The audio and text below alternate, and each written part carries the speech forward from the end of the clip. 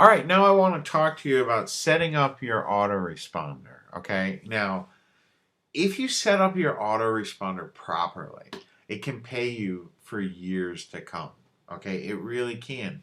If you set it up properly, it can pay you for years to come. There's many reasons for this, but the main thing is once someone's on your list, so long as they stay on your list, you can mail to them for years to come. Okay? And you can do it either through follow-up messages that go out over time or as just straight up broadcast messages where you're going to mail your entire list.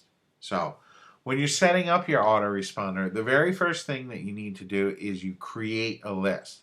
So I'll go ahead and I'll show you inside of Aweber just so how easy that it is. I'm in Aweber right now, okay? And what you do is you can see over here it says create and manage lists. So I'm going to just go ahead and create a new list. Show you how easy that it is. Now the very first thing it's going to ask you for a list name. I'm going to say it's my test list.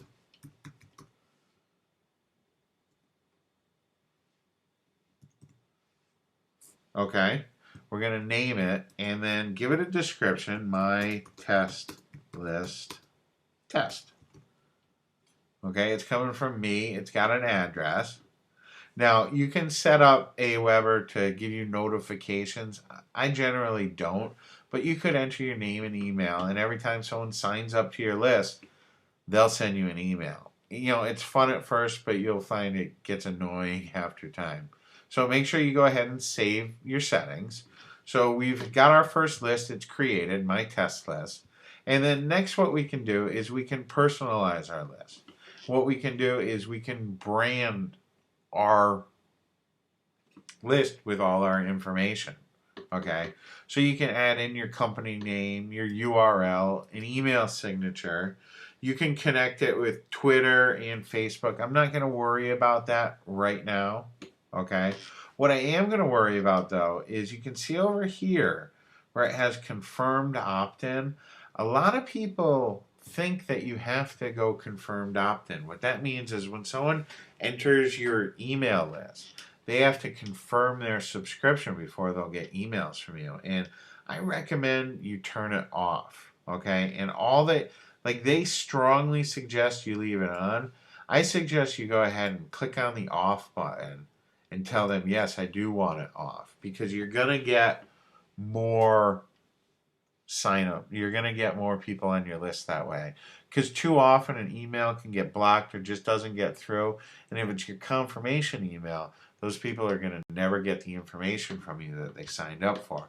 So I recommend you have it off and then go ahead and click on Save Settings. Okay? Now, once you've got your list created, the very next thing that you want to do is you want to create a web form. Now, Aweber is very cool. Aweber is very cool with their web forms. Okay, they have a lot of different designs. You just click on Create a Web Form, and you can see it's going to have all these different designs that you can use. There's all kinds of different things. I personally, I like just using basic type of designs, but this one right here is all right. And you can see there's a lot of stuff on here that we don't need. Like, I like to get rid of a header. I like to make sure that it's centered. Okay, you can see we can change that to center. I like to get rid of this powered by Aweber button. It's not necessary. And also get rid of the footer so we have a nice tight little opt-in form. And I always, absolutely always, get rid of the submit button and put something like click here for instant access. Okay, I like using something like that. And you can see that it doesn't fit, so if we just go ahead and hit the resize button, that'll allow us to resize it and make sure everything fits. And we can go ahead, go to step 2. Now, this is very, very, very important, okay? This thank you page, it needs to be, you need to put in a custom URL. It needs to be your OTO page. The very first thing that people are going to see needs to be your OTO page.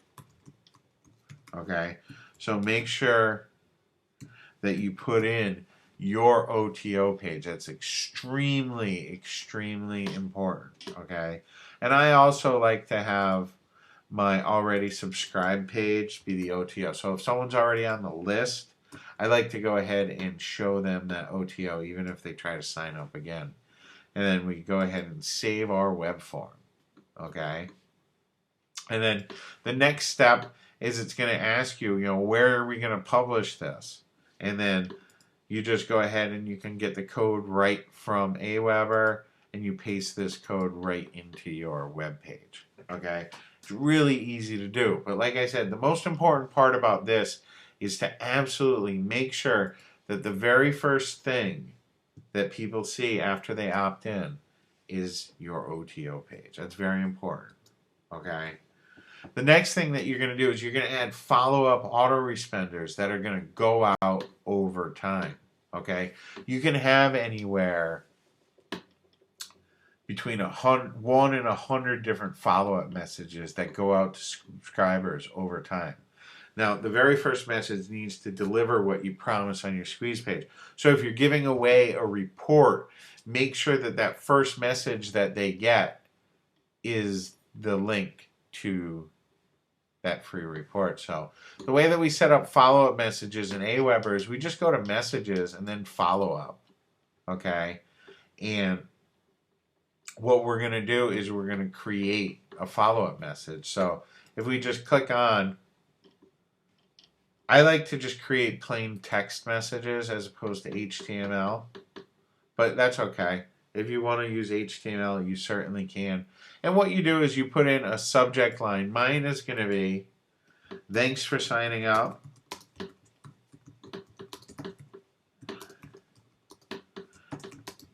Your download. Okay, because like I said, you want to make sure that that first email that they get is your download. Okay. And then in here, we're going to put our message. Here is your download.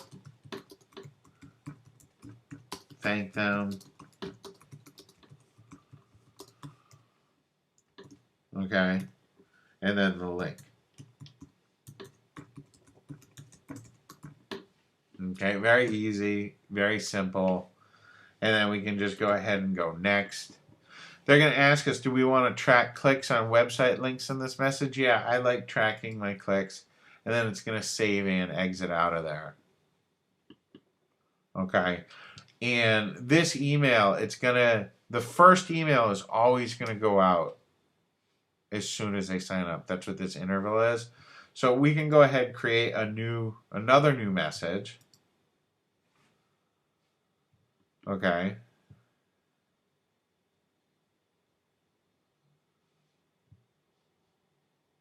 And we can go, this is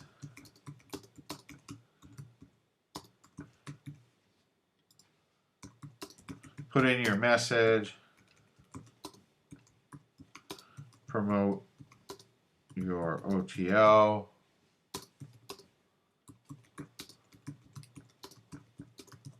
your list, and tell about yourself and how you got involved. Okay? And then we'll save this, and then we'll see on the next page what we're going to be able to do is it's going to say, hey, when is this going to go out? We want to send this one day after the previous message. Okay? We can choose when it's going to be sent. I generally don't do that.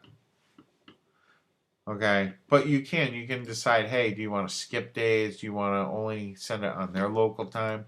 What time do you want to send this by? All kinds of neat things. Okay, but the important thing is we're going to load up.